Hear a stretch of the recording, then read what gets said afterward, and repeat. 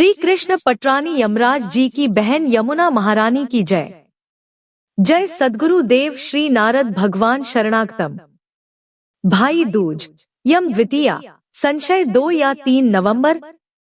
शास्त्रों के अनुसार भाई दूज को यम द्वितीया भी कहते हैं।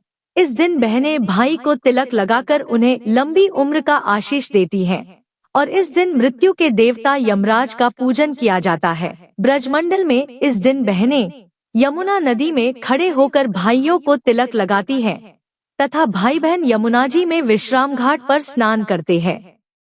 कब है भाई दूज? 2024 कार्तिक माह के शुक्ल पक्ष की द्वितीय तिथि का शुभारंभ 2 नवंबर दिन शनिवार को रात्रिकाल 8:21 से होगा। वहीं इसका समापन 3 नवंबर दिन रविवार को 10:05 पर होगा। उद्या तिथि के अनुसार भाई दूज 3 नवंबर को मनाई जाएगी। भैया दूज यम द्वितीया भाई टीका शुभ मुहूर्त। इस साल द्वितीय तिथि 2 व 3 नवंबर 2 दिन पड़ रही है। उद्या तिथि अनुसार भाई दूज का पर्व 3 नवंबर रविवार को ही मनाना श्रेष्ठ रहेगा। 3 नवंबर को पूजा का शुभ मुहूर्त। शुभ मुहूर्त दोपहर 1:10 से 03:22 तक ही रहेगा। दोपहर के समय ही होती है भाई दूज की पूजा। शास्त्रों में उल्लेख मिलता है कि यम द्वितीया यानी भाई दूज के दिन यमराज अपनी बहन के घर दोपहर के समय आए थे और बहन की पूजा स्वीकार करके उनके घर भोजन किया था। वरदान में यमराज ने यमुना से कहा था कि यम द्वितीया यानी भाई दूज के दिन जो भाई बहनों के घर आकर बहनों की पूजा स्वीकार करेंगे और उनके हाथों से बना भोजन करेंगे तो उनको अकाल मृत्यु का भय नहीं रहेगा।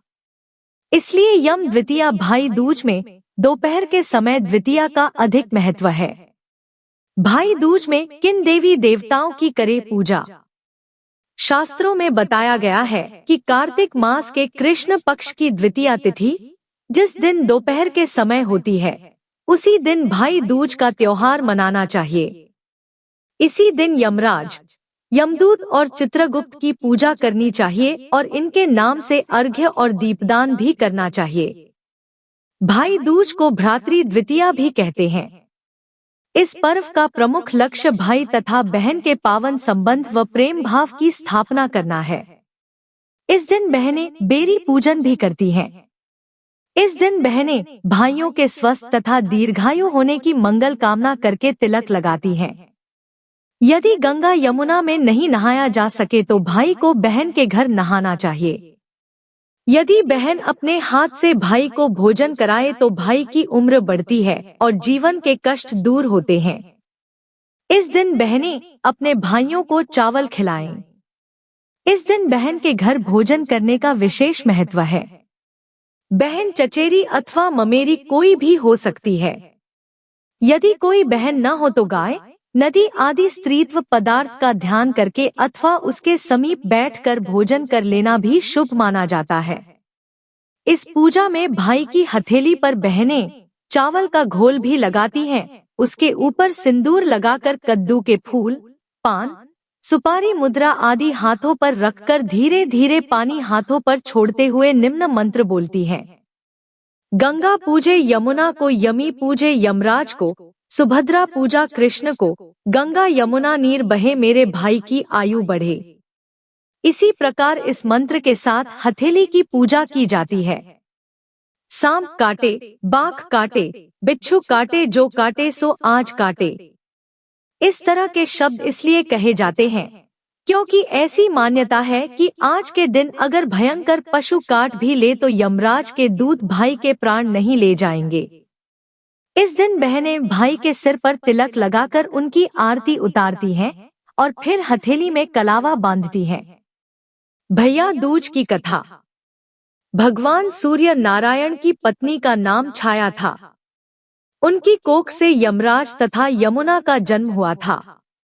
यमुना यमराज से बड़ा स्नेह करती थी। वह उससे बराबर निवेदन करती कि इष्ट मित्रों सहित उसके घर आकर भोजन करो। अपने कार्य में व्यस्त यमराज बात को टालता रहा।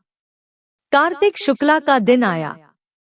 यमुना ने उस दिन फिर यमराज को भोजन के लिए निमंत्रण देकर उसे अपने घर आने के लिए वचनबद्ध कर लिया। यमराज ने सोचा कि मैं तो प्राणों को हरने वाला हूँ, मुझे कोई भी अपने घर नहीं बुलाना चाहता। बहन जिस सद्भावना से मुझे बुला रही है उसका पालन करना मेरा धर्म है। बहन के घर आते समय यमराज ने नरक निवास करने वाले जीवों को मुक्त कर दिया। यमराज को अपने घर आया देखकर यमुना की खुशी का ठिकाना नहीं रहा। उसने स्नान कर पूजन करके व्यंजन परोसकर भोजन कराया। यमुना द्वारा किए गए आतिथ्य से यमराज ने प्रसन्न होकर बहन को वर मांगने का आदेश दिया। यमुना ने कहा कि भद्र, आप प्रति वर्ष इसी दिन मेरे घर आया करो। मेरी तरह जो बहन इस दिन अपने भाई को आदर सत्कार करके टीका करे, उसे तुम्हारा भय न रहे।